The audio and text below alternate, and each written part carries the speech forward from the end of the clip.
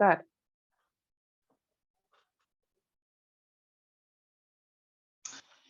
Good evening, ladies and gentlemen. Right. Okay. Okay. Right. Teenagers. Who are they? What do you know about teenagers? Are you a parent of a teenager? Do you work with teenagers?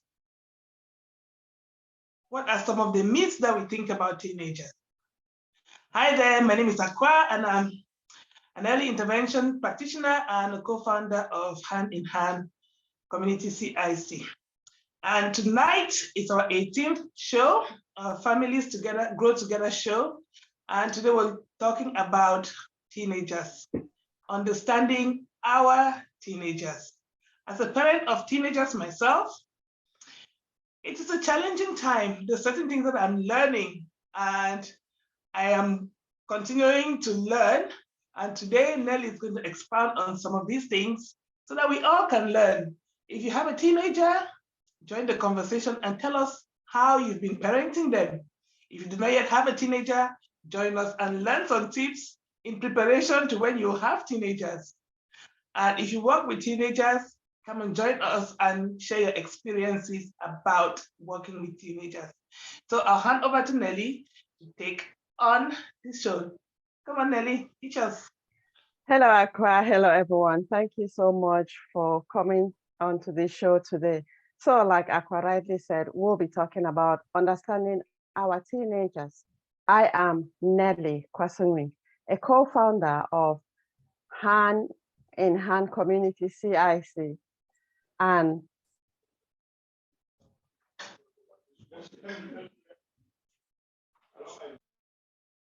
sorry, my screen keeps flickering. So I am a co-founder of Hand in Hand Community CIC and a transformational life coach with a background as a social worker.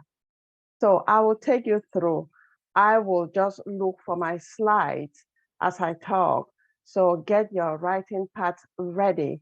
So we go on this together. Please just ignore my screen or my image when it is flickering, because it will not have any impact on the slides themselves. So let us begin. I hope you can see my screen properly. Okay, so understanding our teenagers.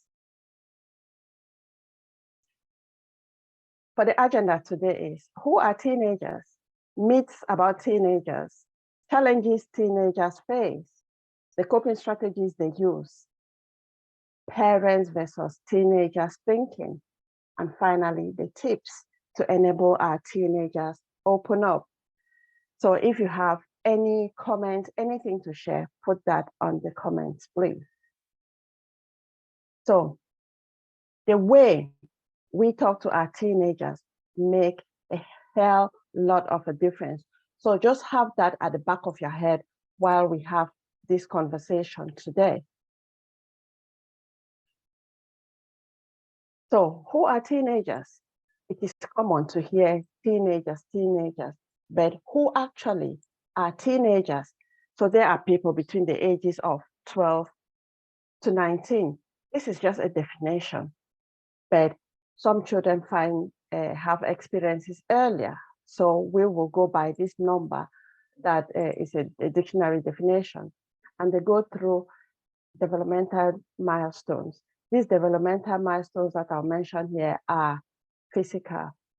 There are also mental and emotional milestones, but that one will not go into details today. So for boys, it's puberty between 9.5 years to 14 years old, where they develop like hair under their arms and on their faces, deep voices, and some have skin conditions up to when they get to 15. Whereas for girls, puberty starts early, probably from 8 to 13, when they start developing breast and they see their period and hair under their armpit. So all these, so many body changes that they go through to them, sometimes they don't understand most of the time. So it might contribute to how they behave.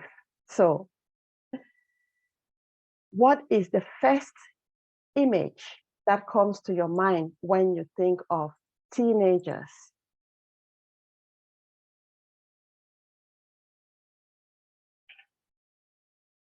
So for those behaviors, there are so many of them. On this list, I've got quite a few, but I'll talk about a couple. So people say teenagers don't care about adults and they dislike their parents. Teenagers are lazy and don't care much about what they learn. They just like to hang out with their friends, and teenagers are too selfish and self-centered. They are rebellious. I don't know if you've had that experience or you've heard of that before. I know all of us have been teenagers before. You might want to relate to your own experience when you were a teenager. What labels did those around you give you? We think of what kind of challenges do teenagers face?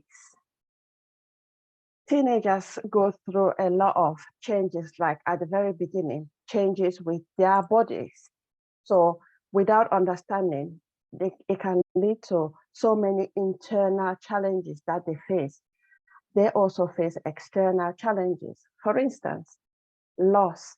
It might be the loss through the death of a friend or a loved one in the family. It could be parental separation or divorce. It could be life changes, like a member of the family getting married, they are relocating or moving, going to school, going to college, going to or preparing to go to university, or a birth in the family. Major changes in relationships at home. Distrust, where children feel insecurity and betrayal at home, and it can extend to their school or their society or their interactions in the community. So there are just many different things. It might be in school where they have a lot of peer pressure. They might be in a romantic relationship where they make up and they break up, and that misunderstanding, they don't know actually what is going on. So what behaviors do teenagers exhibit, your teenagers exhibit, that concerns you? So these behaviors that teenagers exhibit is just the tip of the iceberg, because they go through a lot of emotional emotions that they probably do not express. And we know from past shows that when we suppress our emotions, they come out in behavior anyway. And the way they come out is usually on an unhealthy ways. So these coping strategies might be healthy or unhealthy. And I'll focus here on the unhealthy ones, because those are some of the behaviors that parents are very concerned about. For instance, children might join friends who use alcohol and drugs because they have tried and tested to say that when they use drugs and alcohol, it numbs them of that emotion that they don't know or don't want or are not allowed to express. So they use those, but it becomes very problematic. Sometimes children join gangs because they feel that they are safe, they are secure with the gangs rather than at home. Children can blame themselves, and it might lead to them feeling a lot of anxiety and depression. It can even lead to the extent that teenagers develop suicidal thoughts and even plans. Sometimes they get into promiscuity, sexual exploitation, teenage pregnancies. All of those is because, or not all, most of those is that children try different coping strategies to deal with the emotions that they experience, especially when they don't understand those emotions, and when they don't have anyone they can trust to talk about those emotions. Like I said, it comes out in the form of their behavior.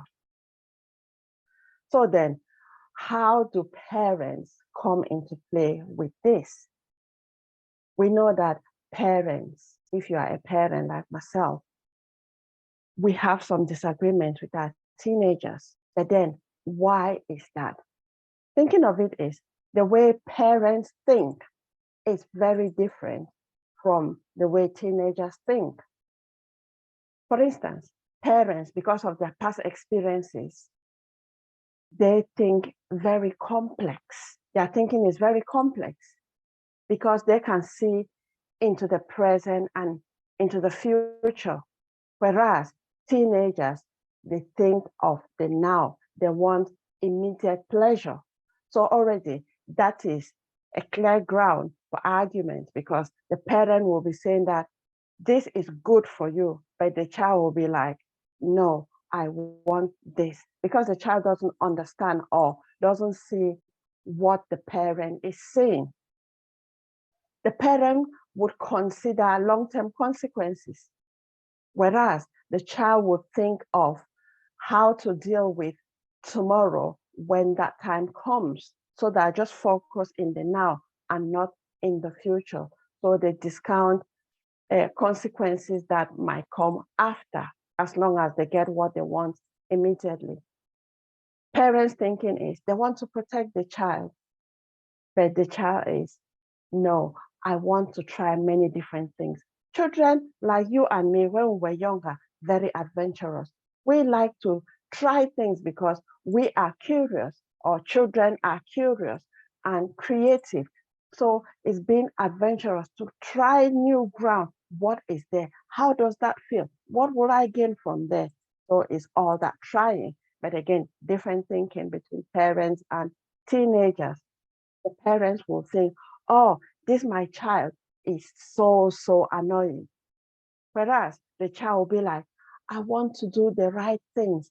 I just want to be me, but I'm not given the opportunity, or I'm not allowed to be my true self.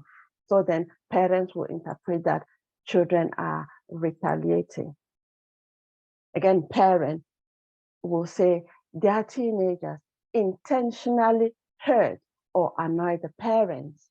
Whereas the child will be like, yes, I know I don't know many things. I make mistakes and I want to learn from the things that I do. I want to do the right things. The parent will be thinking that children think they know everything. Whereas the teenagers will be saying that, or they'll think that, oh, my parents never, ever listen to me. They just want me to listen and they tell me, do this, do that, do that. They just want me to follow instructions and they don't even understand me.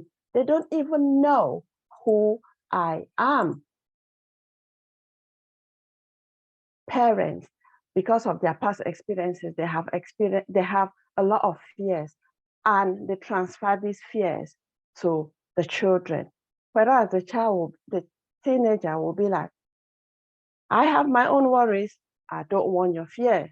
Though sometimes children easily copy the fears of their parents because children learn through observation. The parent will be saying that, or will be thinking that the child will always be my baby and I will hide the truth from you. Whereas the child will be thinking, especially now with this modern technology, we don't know what information our children get access to. So if a child asks the parent a question and the parent don't tell the child the actual truth, the child might not go back to the parent. The child will go to her friends, his friends, internet, books, whatever. And when they find out a bit of the truth, they might not go to the parents because they will know that the parent did not tell them the truth. And what would they do? They would prefer to go to their friends because, again, that stage of development, their friends are more important than their parents. And they can discuss a lot of things with their friends. whereas their parents will not allow them, or maybe it's a taboo to have such conversations. But regardless of wherever the child goes to, in their heart of hearts, they are still crying that, Mom, Dad, I need that reassurance. I need that hug. I need that love from you. Then the final one is the parent will be thinking, I want to do everything for you because you are my child. But the teenager will be, oh, no, no, no, I need my space. I want to be independent. I am growing up. I am a grown up. I am at that stage where I don't know whether I'm a baby, I'm a child, or I'm an adult, so that confused stage. So now, just ask yourself, what do you do to help your teenagers to open up? Because I've heard a lot of parents say that they really, really struggle to have the least conversation with their teenagers, because sometimes they'll just be like, oh no, you are just boring. There's nothing to talk about. Or they answer with a one word answer. They just say yes, no, why? That kind of answer. And it's really annoying, especially if you know there's something cooking up and you want to find out, and they just give you that one word answer. It doesn't go anywhere. So how do you, let's find out what tips you can use to get your children or your teenagers to open up to you. There are just so many. I know I've got a lot on this list, but I'll go just for a few. So let your teenagers own the solutions. Don't give solutions to the children. Ask open-ended questions so the child feels they are in control. And if, say, it's a behavior that you don't like from your child, from your teenager, ask them the consequence. It's not coming from you, it's coming from the child. You can even have an agreement. Write it down that this behavior is not acceptable in the household. The next time or whenever the child displays that same behavior, you write the consequences that the child gave. So it's an agreement. You, the parents, can keep a copy and give a copy to the child. This will help in the sense that when that child displays that behavior, there is no room for argument or negotiation. It's already there. The child knows, the parent knows. Like that, it will help the teenager to open up, because if they don't want to if they don't want the consequence, they might come and give like excuses or explain why they behave the way they did. So that is a way that will help to open up communication. Parents, avoid lecturing to the children. Give them space to speak and you listen more, which, like I said on the first point, ask open-ended questions so they can speak about their experiences. Avoid judgment. A lot of times parents go to the conclusion before coming back to start finding out from the child. Avoid your judgment. Break down any communication barriers. If, let's say, you are the parent who always wants your child or your teenager to listen to you because probably is the parenting style that you are using. Say you are authoritative. You just want that when you say this, the children should just listen. That should. The children don't have to say anything, but just obey. Then be mindful of that, because you have put a lot of barriers between you and your teenagers' communication. So when they don't want to talk to you, it's because they know that their viewpoint will not count. So what is the point wasting their energy to speak to you? Sometimes parents blame the children and shame them. So again, they will just avoid because they don't want to get hurt. Already they are struggling with their emotions, and they know that if they come to the parent, they will blame them, they will shame them, and they can't even express themselves. So what they do is they will close up and don't open up to the parents. Sometimes parents use threats. But again, threat doesn't work all along. Initially, when parents use threat, the child will be scared and will do what the parent wants. But after some time, the child would develop this resistance to the threat, and they'll be like, okay, you said if I don't do this, you'll do that. Do it then. And then sometimes it gets to the stage where the child it'll be like a front and back argument between the parent and the child. But if you let your teenager know that they are in control, they are valued, then they are more likely to open up and talk to you, because children always want to talk to their parents. Give them that opportunity. But parents, think of yourself first, because when children exhibit behaviors, they are not doing it to hurt you.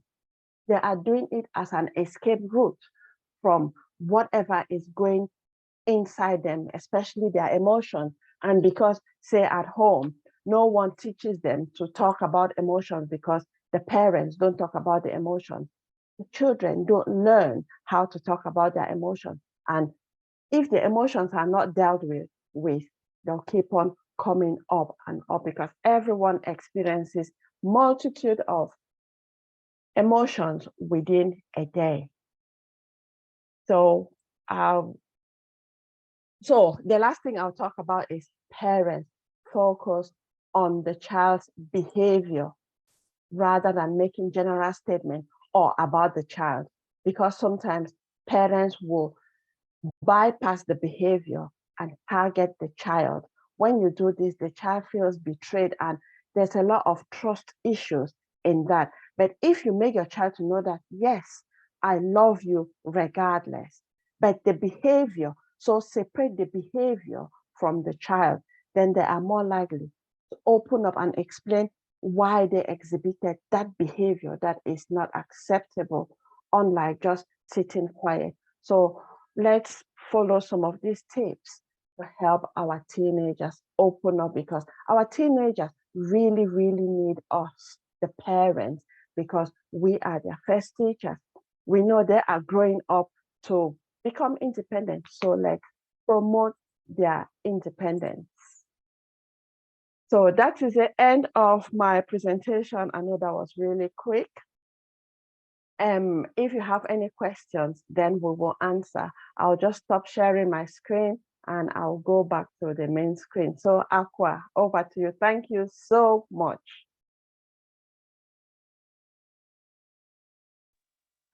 Right. Thank you very much, Nelly, for that presentation. We've learned quite a bit about our teenagers and how to, especially the tips to help them open up. Sorry, everyone, I am in a different location, not my usual location, hence the tightness of the background and everything. So thank you again, Nelly, for that presentation. We've seen who teenagers are.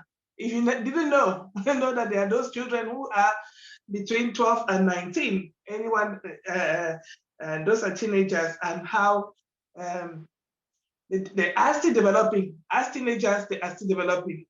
And we've seen how Nelly has talked to us about the myths that we have about teenagers. You know, sometimes when you see teenagers in a group, you think that they're all gang members just because they're standing there and discussing. Whereas if you saw a group of adults or you saw a group of tiny kids, you would not think the same. So the society has put these stereotypes in our minds about teenagers, which are most often than not wrong.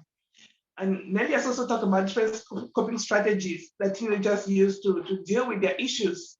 Because teenagers have issues like everybody else. But sometimes because they don't open up to us, we do not know what the issues are. And finally, Nelly talked about, talked about the way parents think versus the way teenagers think. And that is quite important and interesting, because when we do early intervention for behavioral support, you always look at the perspective of the parent and the perspective of the child. And sometimes we do not take this up as we go, because everybody has a perspective, irrespective of how old you are and how at your developmental stage. So looking at this perspective of a parent and the perspective of a child is quite important. And obviously the tips to help us help our teenagers open up. So Nelly, got a couple of questions for you here. Now, when we talk about teenagers, are their brains still developing? When you talk about 12 to 19-year-olds, are their brains still developing, or are their brains fully developed? What is happening with our teenagers? Why are there so many differences in the way they behave and the way they interact? Is it that because they feel like they're adults, so to speak? Are they adults? Because sometimes even my teenagers behave as if they know more than me as an adult. Are they fully developed? Yeah, thank you. Thank you for that question, Aqua. So according to neuroscience, psychology, whatever, they tell us that the children's brains are still developing up to the age of 25, I think so. 25, yeah. 25 are still developing. So teenagers behave the way they do because of a lot of perspectives. Sometimes teenagers have seen a lot growing up, and sometimes mentally they are more mature than their physical ages, and also the opposite. Sometimes they are less mature than their developmental ages or their physical ages. So there are a lot of influences in that, but teenagers, they are in that confused stage. They don't know if they are teenagers, if they are children or adults. Because if we look at, like in the UK, the definition of a child is up to the age of 18. So then, okay, let's say for those in the care system, when you, or case of consent, when you get to the age, it's tricky. When a child gets to the age of 16, there's something called the Gillick competence. If that child can make certain decisions regarding their health, if that is a mental assessment that they do, if it is determined that that child at 16 or even earlier can make that decision about their health, for example, they use the Gillick competence. So then at 14, if you can decide that I want to go on a certain treatment, then they'll bypass your parents because the Gillick competence gives that backing that the child knows the consequences, they know what they want, and they know how to deal with it. So there are so many flaws on that. And then, like in the case of criminality, the ages vary. You have 16, and then in the care system, you have 18. So it is that really confused stage of development where children are not really sure, because at one time you might be 17. At 17, are you an adult or are you a child? So it is really confusing. Even legally, it is not generic for every aspect of the law. It is still very much different depending on the thing, because like for criminality, or say, yeah, criminality, a child can be sentenced at the age of 10 in a juvenile, go to prison, children's prison at the age of 10. So again, it depends on the specific thing that you want to consider and the age of the child. But yeah, teenagers, we can say between even 11 to 25 or so, because young people fall under teenagers. So again, the definition is not straightforward. It changes from organization to organization, I believe. So yeah, I don't know if I answered the question. Thank you, Nelly. You brought in some very, very important things there about how we consider teenagers and how we look at teenagers, especially when it comes to criminality and things like that. Yes, like I said, with the new developments in neuroscience, we can see teenagers' brains are still changing. They're still growing. They're still learning. And for those who want to look more into that, it's quite a fascinating, what can we say, area of learning. Looking at MRI scans, psychologists have studied children, their behaviors, and all sorts of things. And yes, they're saying that our brains are still developing, or teenagers' brains are still developing up until the age of 25. And one aspect, yeah. Just to add something there, the neuroscience is talking about brain plasticity, which is very, very interesting, because when even people who are, say, in old age, they can still relearn. So again, is that the dynamics of the brain, it can change, and they say brain plasticity. So if you are interested in really finding out more about the brain, then you can look for brain plasticity. Okay. Thank you for that, Nelly. Yes. So the brains are still developing, and so we still have an influence on how our children can still develop, because like with young children, we know that they are very absorbent in the first few years of their lives, and the input that we put in there is what we're going to determine the output that comes out afterwards, and that still continues with our teenagers. So we still have an opportunity to influence our teenagers for good, because yes, we've talked about most of the negative things that happen, and behaviors that are unwanted, and how they use negative coping strategies. But there are a lot of positives that we can get from our teenagers. So when we look at teenagers, when we talk about teenagers, when you look at the development, like Nelly said, the development is still changing emotionally, physically, they're changing, their bodies are changing. We talk about puberty, hormones happening, and like as we talk about the brain, teenagers is the prefrontal cortex that we use to think. And as such, when we teenagers' brains, because they are still developing, they don't yet are not fully developed to think like an adult.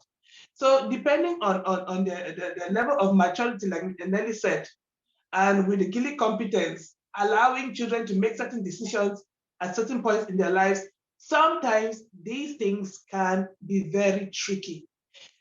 Now, the boss thing that's happening at this time is transgenderism. Children changing sex at young ages. They start using puberty blockers. They're giving all these medications to, and opportunities to make these decisions by themselves. If a teenager, sometimes I question ourselves as adults, the adults who are put in positions of responsibility with these children as well. Because sometimes if we can give a teenager who is a 12, 13, 14, 15, 16, the opportunity to change the sex, but they cannot get married before the age of 16 without their parents' consent. They cannot even vote, but we allow them to change their sex, knowing fully well that research has shown that their brains are still developing. How do they take those very important decisions? And we agree that that is exactly what they're doing. So when we're looking at our teenagers, sometimes we want to give them opportunity to make these big decisions, but we, as adults as well, responsible adults as well, we need to be very careful the amount of responsibility that we give to our kids. And like Nelly said, sometimes they want to feel like, I'm a great adult, I can make my own decisions. But then you look at the consequences. Parents who have had the experience have lived longer, even though we're still learning a lot of things because times are changing every day. So I just wanted to bring that point out about the mental capacity and the thinking that we have like you said in one of those tips, help your children to think by asking open-ended questions. What do you think the consequences of this behavior is? What do you think the consequences are? So it's important to look at things like that. Yeah, right. I think just to add on there is, yes, we want our children to make decisions. Yes, we are there to ask those open questions so children are fully aware of what they are getting into, what decisions they want to take, what the consequences are.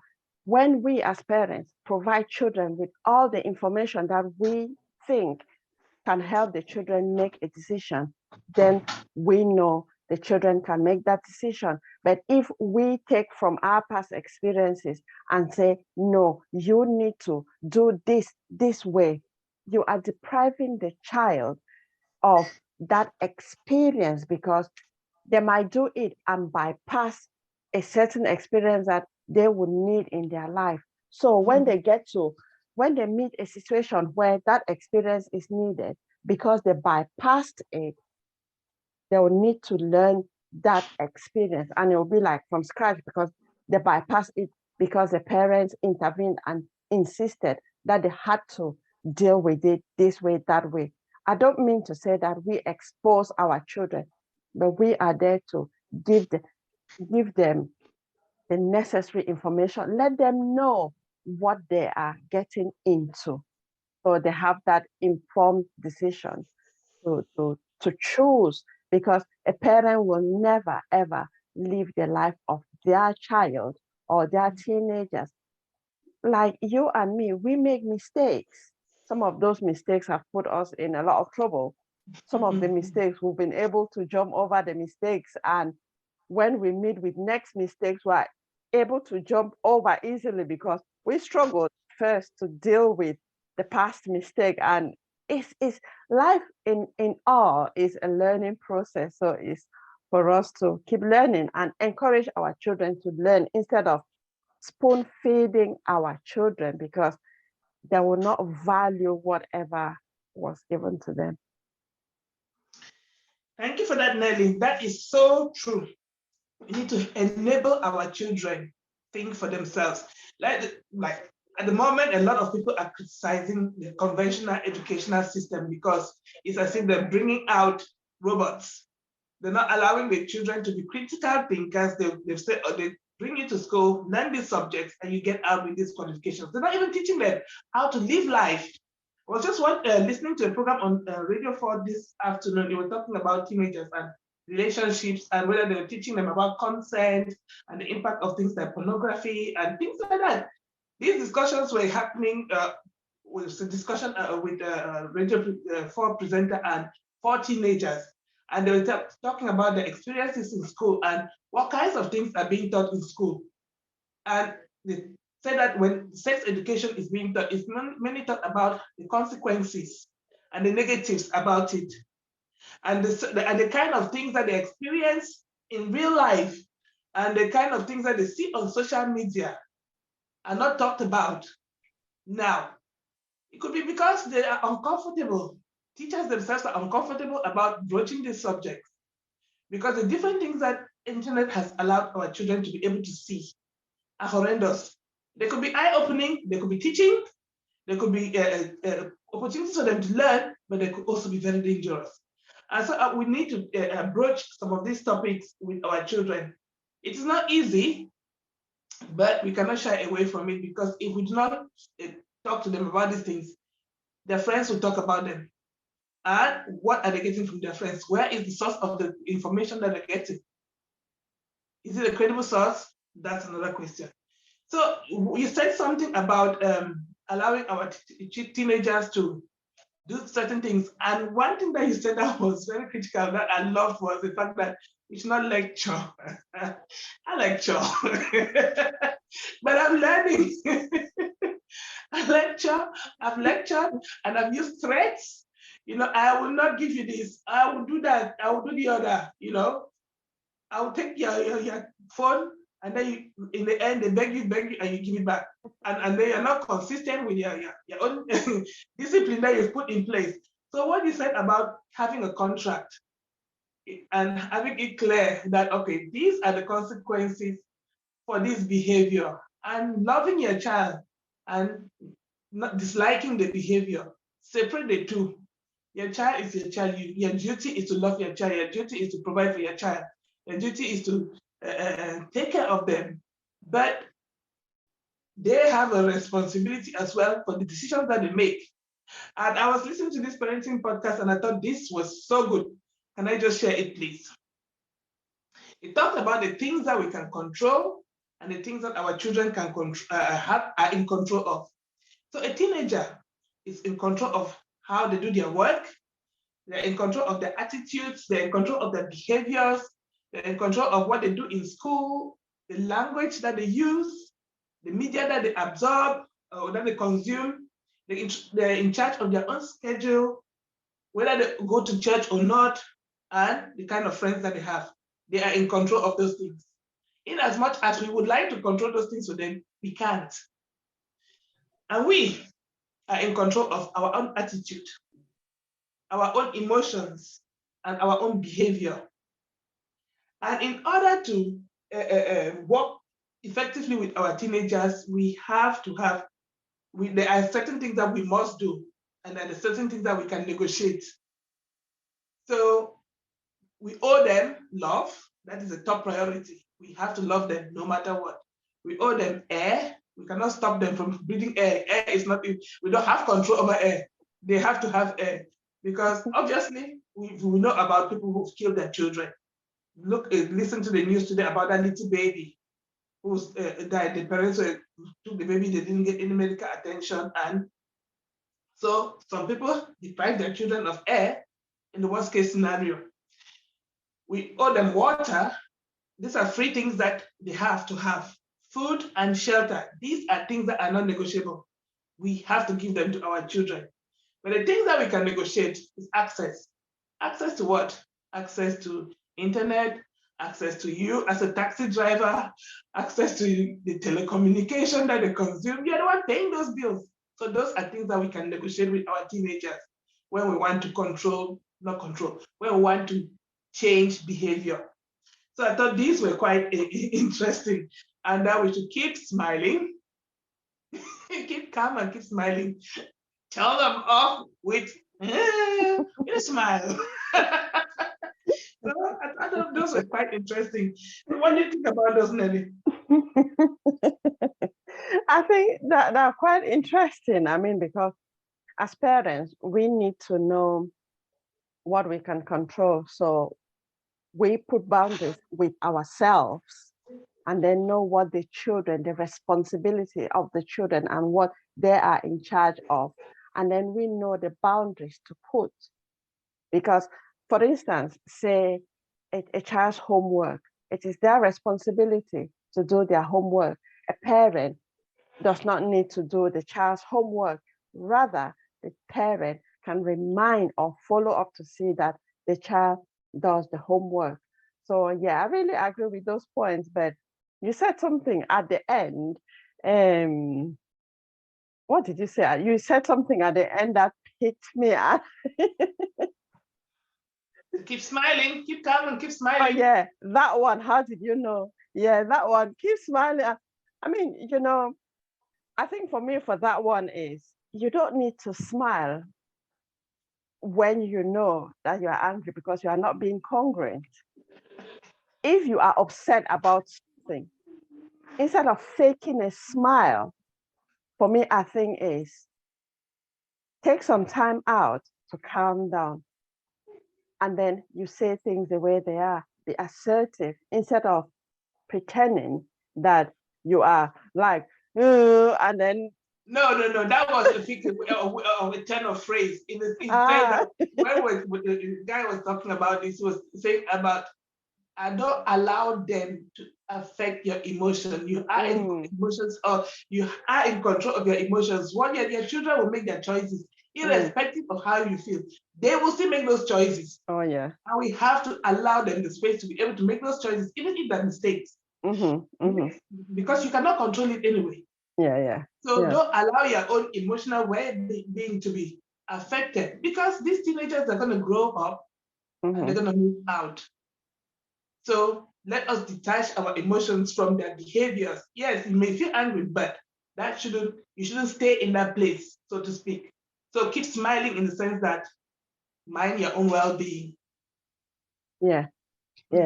I think parental well-being is really important, because children reflect parents' behaviors a lot. Yeah. So I was just in support of that point that parents should be mindful of their emotional well-being. Yeah. And like you said, we can remind our children to do their work, but in the end, we cannot want it for them. Because if they don't want to work, we cannot force them. We cannot put that motivation. We cannot put that desire to want what is best for them. They have to want it themselves. We may want it. I want my child to be the doctor. I want my child to thrive. I want my child to be the happiest child. But that is what we want. What do they want? Do they want to be happy? Do they want to be a doctor? Do they want to thrive? They have to want what they want. We cannot want it for them. To an extent there, I'll disagree with you, Aqua, to an Go on, extent. yeah. Tell me why. Because, okay, this child, they might have the interest in studying and they want to have a good career or to have a good job when they grow up. However, some other thing is distracting them. So we cannot just leave it there. For me, that's a change of behavior, right? Because previously they were really excited about their work and what they want to be in future. But then this change in behavior. So for me, I'll go down the road to finding out what has changed, what is happening, because obviously there's something that has impacted on their motivation, which is why they don't want to do it. So if you find that out, because they have that emotion and probably suppressing the emotions and they don't want to deal with it, but then they're giving all these excuses. But if you help the child to talk about that, whatever is causing them to lose that motivation, then it's a solution. So that's why I said I would disagree with you. Yes, you disagree, but we're saying the same thing because you're coming from the standpoint that the child first wanted something and then they didn't. I'm saying that if they don't even want it, I'm just saying that you cannot want it for them. In the sense that if they want something, obviously we can help them achieve it. But if they don't even want it and you want it for them, it's not going to work. That is what I was saying. I wasn't saying that the child wanted something and then you cannot help them achieve it. Obviously, that is our role as parents to help our children be the best that they can be. But if they don't want it, you cannot make them want it. Yeah, okay, yeah, that's true. That's true. It's because if they don't want a particular thing, it is obvious they'll want something else. So it's to explore that and find out what else they want and what is why do they prefer that over this? You know, just to make that difference. Because sometimes, I mean, children they want something now, and then the next day they don't want even to see it or even to think about it. So it's, as parents, we are there to help them. And that is why that tip that you gave about helping our child think through the solutions, to have their own solutions, is quite important. Because if it is not coming from them, because like you said, it will be like us imposing a solution to a problem. What you said about allowing them, helping them to think things through for themselves, helping them ask those questions, open-ended questions that don't require a yes or a no, to allow them to explore these things for themselves and then come up to their own conclusions, is very important. So thank you for that. Thank you. Because even that technique, I use it with my clients. Like they have a problem, but they are expecting me to give a solution. And I don't give any solution to anyone, by the way. So everyone has a thing, they have a problem and they have the solution. But mostly people want that approval that, they are doing the right thing. So when my clients say they have this problem, I ask them the questions. And then sometimes you get to the extent where they can't even think of a solution. So I do like, okay, consider that I am you. And so, like, yes, what would you say? So that kind of thing, it really helps because whatever answer the person gives or the child gives is what they are thinking about, but they are not really prepared to say that is what they want. But when they're saying it, because if you don't think of it, then you wouldn't know that way, but you only have that answer because you thought of it, and most likely it is what they want. Yeah.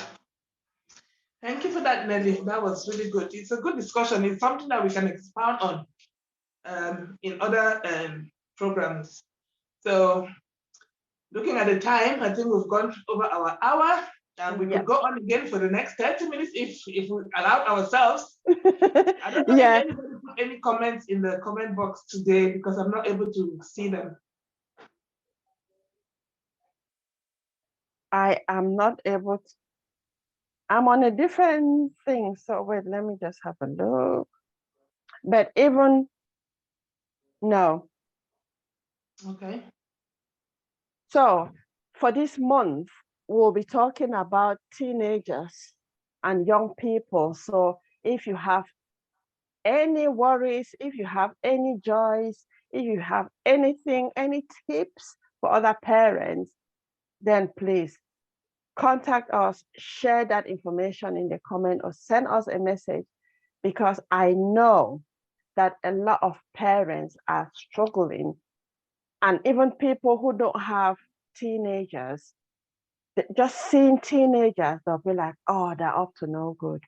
And probably that because they have their hoodies on, and that judgment, they just judge them so much, and they're innocently doing their thing. So it's just that scared. I mean, they've made it is the idea, the language that is around teenagers, because they've just, the society has just labeled them to be difficult, challenging, those negative words. But why is the behavior? So like I said, separate the behavior from the child. And you'll notice that the child within has some good substance. So it's situation that provoke the behavior because it's their coping strategy. So let's not throw the teenagers that are good. I like teenagers a lot. Don't throw the baby out with the bath water. Kick out the bad behavior and keep the beautiful child. Oh yeah. Right. Thank you, Nelly, for a wonderful show. How can we get in contact with Hand in Hand? Okay, so all of our information is on our website, and it is www.handhandcommunitycic.com. I'll say it again, handhandcommunitycic.com. Thank you so much, and have a good rest of your day. Thank you very much. Bye. See you next week. Bye.